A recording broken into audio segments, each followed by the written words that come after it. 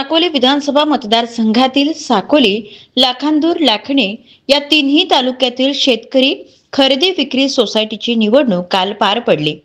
तर आज मतमोजणी झाली आहे।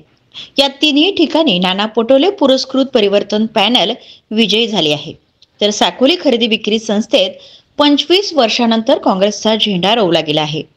स्थानिक स्वराज्य संस्थेच्या निवडणुकीत नाना पटोले यांनी आपला गड राखला असल्याने आता येणाऱ्या नगर परिषद निवडणुकीच्या पार्श्वभूमीवर ही निवडणूक महत्त्वाची मानली जात आहे। अशोक तुकारामजी चोले गेली 20-25 वर्षापासून खरेदी विक्रीमध्ये भाजपची एकाची सत्ता होती, परंतु त्यांच्या अन्यायाला कंटाळून सर्व शेतकरी बांधव एकत्र आले आणि आमच्या पॅनलला भरघोस मतांनी यश मिळवून दिलं।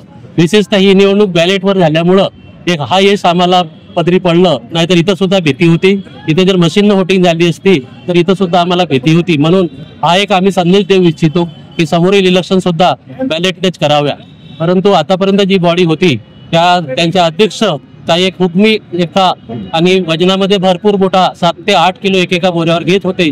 शेतकऱ्यांची लूट करत होते, मालामध्ये भेसळ करत होते, वजन मापामध्ये भेसळ होता। अशी भरपूर त्रास शेतकऱ्यांना होता। म्हणून शेतकरी आणि जे सभासद बांधव आहेत यांनी ठरवलं की हुकुमशाही दूर करावी आणि नवीन उदयास आलेली नानाभाऊच्या नेतृत्वातली पॅनल तिला आपण एकमताने निवडून द्यावं। आणि आम्ही तुम्हाला एक वचन देतो की आम्ही सर्व आम्हाला त्या सभासदांनी निवडून दिलं त्यांच्या आशा पूर्ण होतील आणि एक हाती सत्ता नानाभाऊच्या हाती राहील अशी आम्ही ग्वाही देतो।